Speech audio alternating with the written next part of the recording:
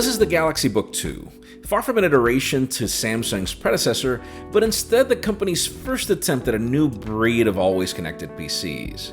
And by new, I don't just mean the category of Snapdragon-powered computers, but the fact that this one runs on a more powerful version than the one that I tested on the HP NVX 2 months ago. I'm Jaime Rivera with Pocketnow, and let's dive into our full review.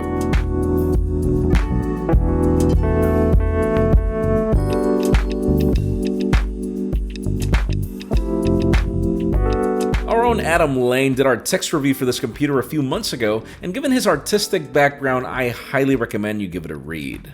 Fun fact, I really wanted to test this computer, so much so that we're doing a second review for it.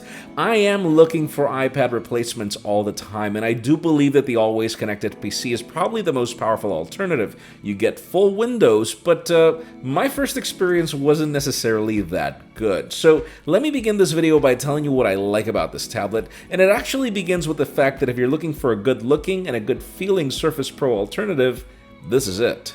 It doesn't matter where I go, I get compliments over this gunmetal aluminum finish that also feels expensive when you hold it. We have a hinge that works pretty much in any angle you want, and with advantages like 2 USB-C ports and a headphone jack. And the cherry topper for me, you don't have to pay extra for the detachable keyboard or the stylus like you do on the Surface, iPad Pro, and even the Pixel Slate. Everything is included in the box. The keyboard is backlit with plenty of tactility on the keys, and I feel that the plastic palm rest will age better than the Alcantara, all the while including a very cool stippled back that adds comfort when you're carrying the computer around. The S Pen is just like the one we already love on the Galaxy Note. It doesn't require battery power thanks to the Wacom digitizer on the display, and the tip feels like if you're writing on a Sharpie. I do find it crazy convenient when using it to write notes, and Adam did praise its accuracy for some artistic work. Added bonuses are that you can now use the other tip as an eraser, that the button can be used to mimic a double click on the screen, and that a single press will call on air gestures like on the Galaxy Note. And let's talk about that display. We have a 12-inch Super AMOLED panel at 2160 by 1440 resolution that I highly recommend you use in the new Windows dark mode. Colors are vibrant and blacks are just surreal. All tablets must have a great display, and this one is one of my favorites, hands down. And then under the hood, we have the new Qualcomm Snapdragon 850, hence the mention of the newer generation of the mobile processor made specifically for the Always Connected PC. We also have 4 gigs of RAM, 128 gigs of storage that's expandable through microSD, a 47 watt-hour battery, fast charging capabilities, and its biggest selling point, always-on LTE connectivity with up to 20 hours of battery life to spare. Which is actually quite accurate. I never really had to worry about charging this computer during my test period all throughout my workday. Powering the show, we have Windows 10s out of the box, though I actually made the switch to Windows 10 Home pretty much just 5 minutes later. I rely heavily on Chrome, and that's the only way to be able to install it. Now, as opposed to my experience with the previous generation chip, Windows on this computer feels great. The minor lag that I noticed interacting with it in the past is now gone, even while using Chrome and other more hefty applications. But right about now, it's that time where I tell you why I'm mixed about this computer, and it starts with Microsoft's approach to Windows lately. I think I uninstalled like 10 trashy games. Bloatware on this computer was just epic. Second, well, I didn't mention content consumption when I talked about the screen because the speakers aren't great. Like Samsung claims that they're tuned by AKG, and we do have dual firing drivers here, but they lack depth and are just average at most.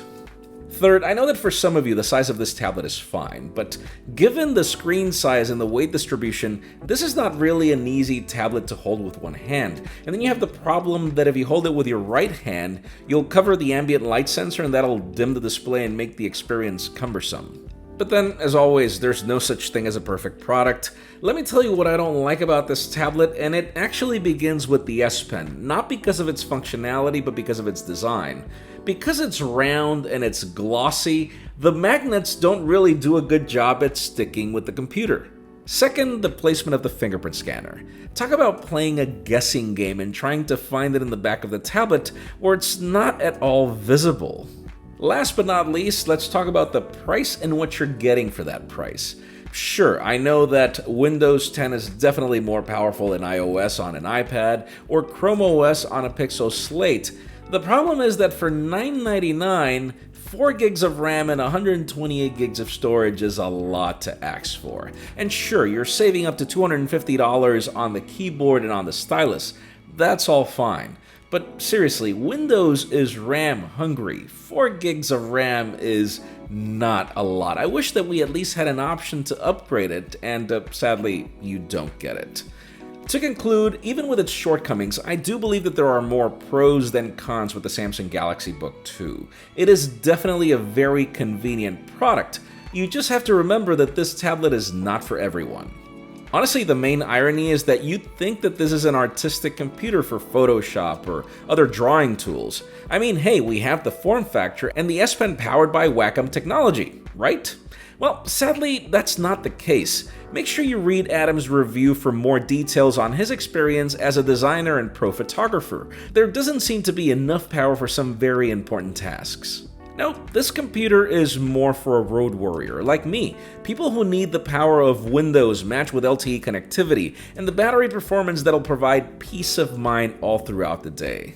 You know that I rely on tablets for highlighting my work, so this tablet for me is perfect. If your usage scenario is more like mine, then I do highly recommend this product.